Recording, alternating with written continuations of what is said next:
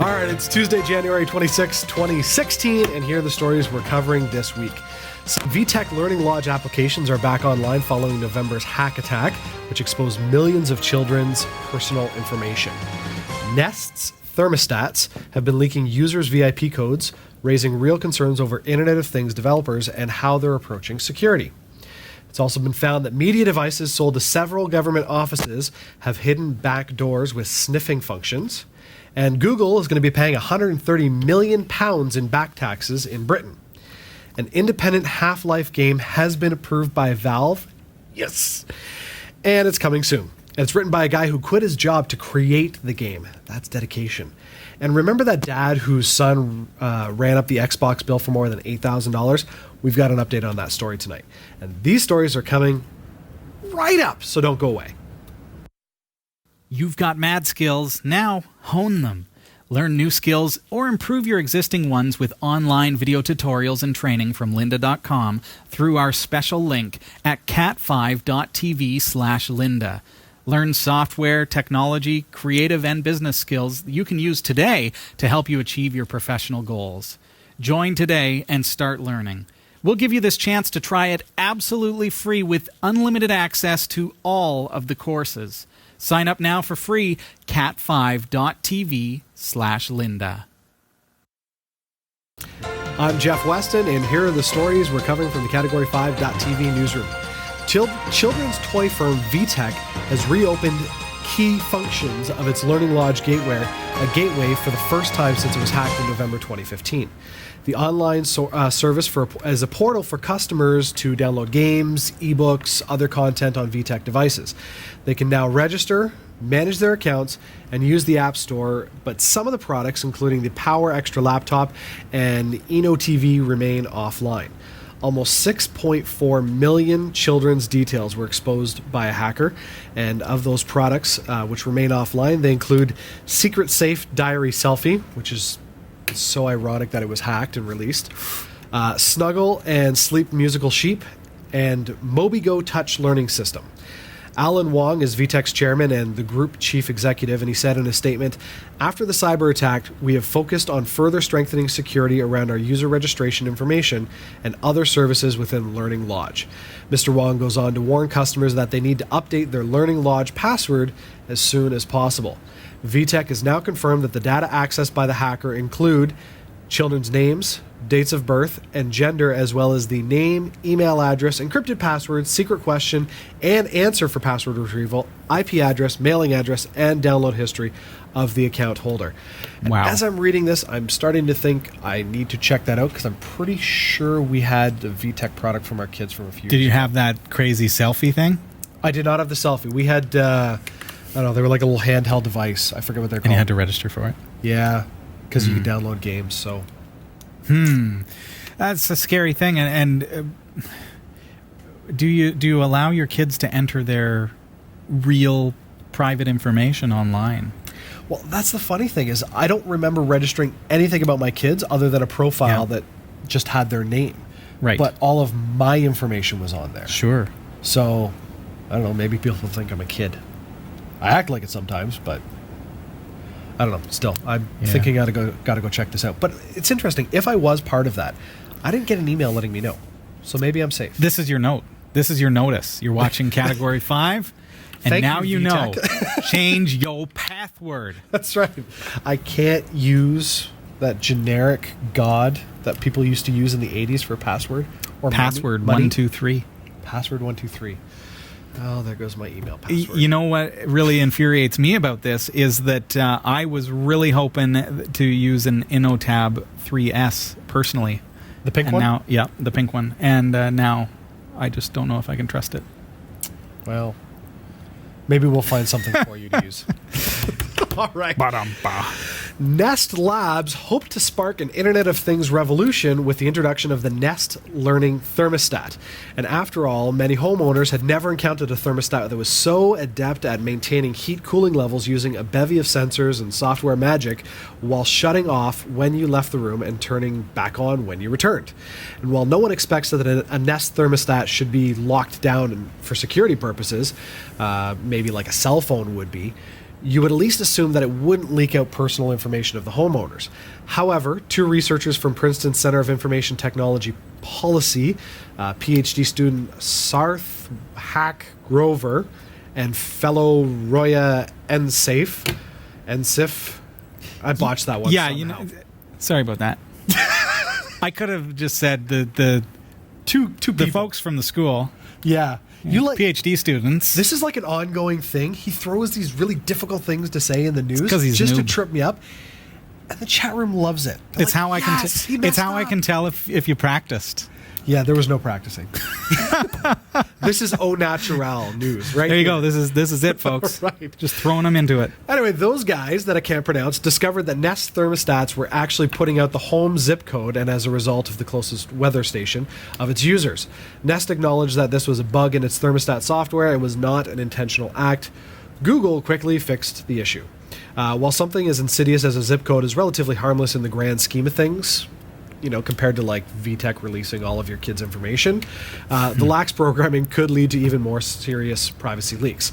The Internet of Things represents just another attack vector for malicious parties to track your every move, and even when you think you're safe and secure in your own home.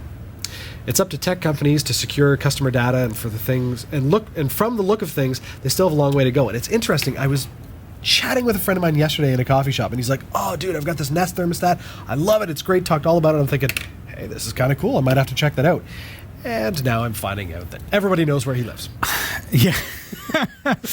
I think there's this. I think that's an interesting point that you make. That really companies, if you're going to make this stuff connected, you got to think about security. Absolutely. And maybe regular encryption is not good enough. Like, this stuff should not be leaked.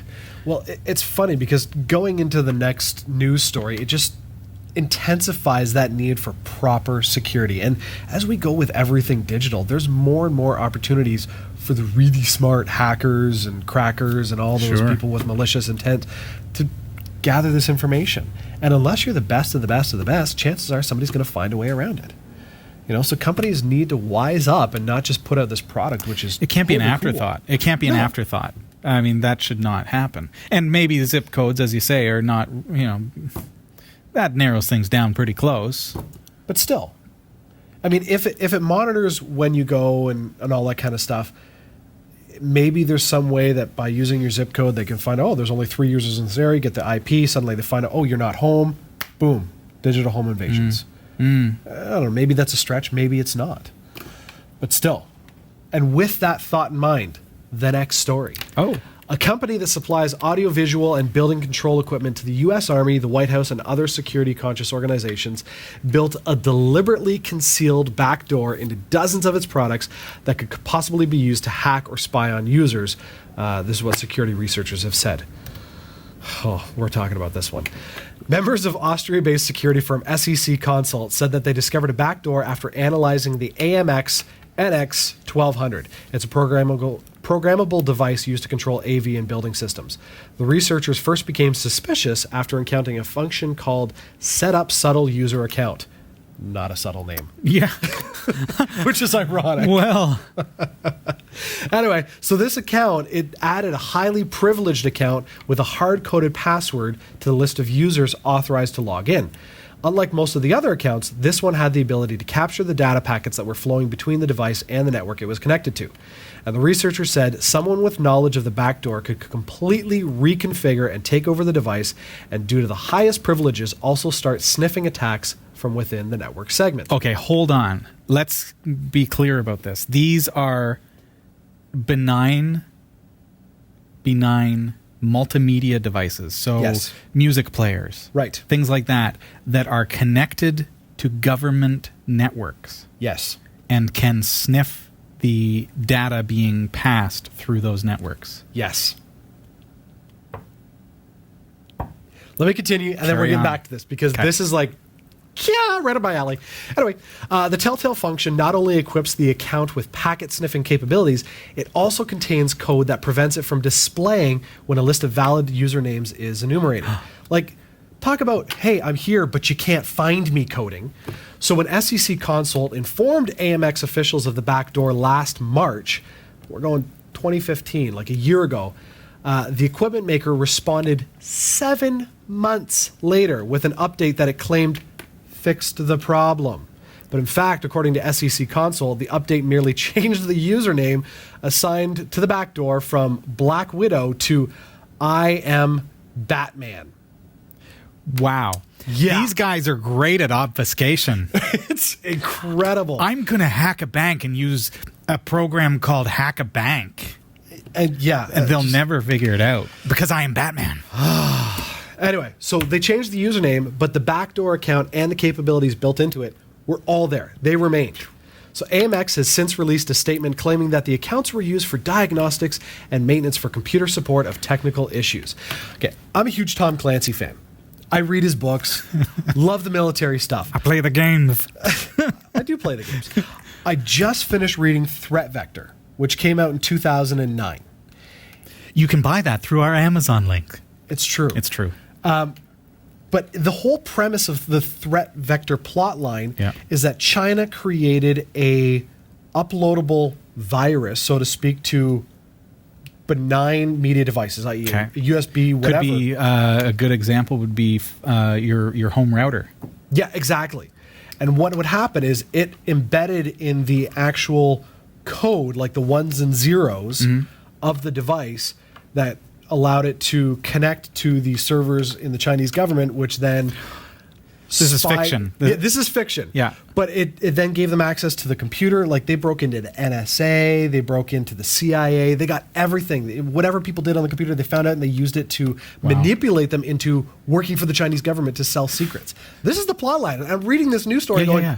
By contrast to that fictional story, the news story this evening is nonfiction. Yeah, actually This happened. is real life. But that was a plot line in a book, 2009. Yeah. And now we're hearing about it in actual news in 2016. And I'm going, So chicken and egg. Exactly. Did somebody read that book and get a great idea? I don't know. and say- but the fact is, it's here. I know. I'm Batman. Watch out for Bruce Wayne. But no, but this is serious stuff. It Yeah, for sure. absolutely blows my mind. That's frightening. All right, I'm going to calm down now. I'm going to have an aneurysm. Yeah, you cool? Yeah, Anyway. don't do that. Not today. Yeah. All right. Google has agreed to pay 139 million pounds in back taxes after an open audit of its accounts by the UK tax authorities. The payment covers money owed since 2005 and follows a 6-year inquiry by Her Majesty's Revenue and Customs. And Google is one of several multinational companies to have been accused of avoiding tax in spite of making billions of pounds of sales in Britain. Senior figures at the U.S. research giant said it would follow new rules, which would see it pay more taxes in the future. Okay. I don't want to talk too much about tax evasion, but billions of pounds in revenue, And they didn't pay taxes. and they didn't pay taxes, but now they're making good by paying 130 million pounds? Yes. I don't know. Maybe it was a settlement. Maybe. You know, 'Cause 50 cents on the dollar. That doesn't sound... I pay 13% for everything I buy. That's Canada for you, eh? But hey... Maple syrup and poutine. Yeah, on a plus side, we have maple syrup 24/7, Pretty much, yeah. 365. That's true. It's good life. We don't have to pay for health care. Yep. We can walk into a hospital and just have a baby. It's, Well, we can't. Canada's not that weird. although it has been done. But that's a whole other news story. In the news this week, I heard it on the Category 5.tv newsroom, so it must be true. All right. A new fan-made Half-Life game is due to be released on Steam next month. I'm excited about this. Yes. Prospect is made by a 25-year-old indie developer, Richard Seabrook. I can pronounce that name. Anyway, who 2 years ago decided to quit his job and make the game as a job application. And Valve, the company behind Half-Life, has given Seabrook approval to use graphics and assets from Half-Life 2. And while the game's not an official Half-Life title, it has been approved by the company. Nice. 2 weeks ago, we reported a story about Pembroke, Ontario father whose 17-year-old son ran up an Xbox bill totaling over $8,000. And now, Microsoft has given him a refund for the full amount. Which is What? Yeah. So Lance Perkins Good on said, ya, Microsoft. I know. Lance Perkins said he was stunned to discover charges on his credit card bill in December and criticized the company for what he called a misleading business scheme.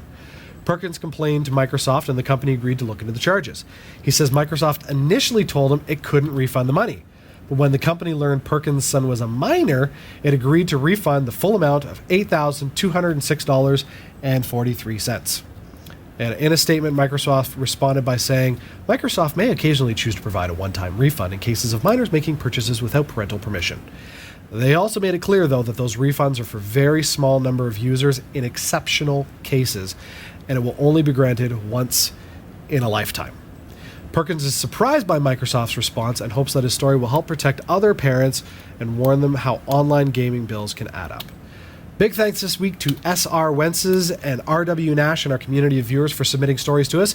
If you found a news story you'd like to send, email it to newsroom@category5.tv.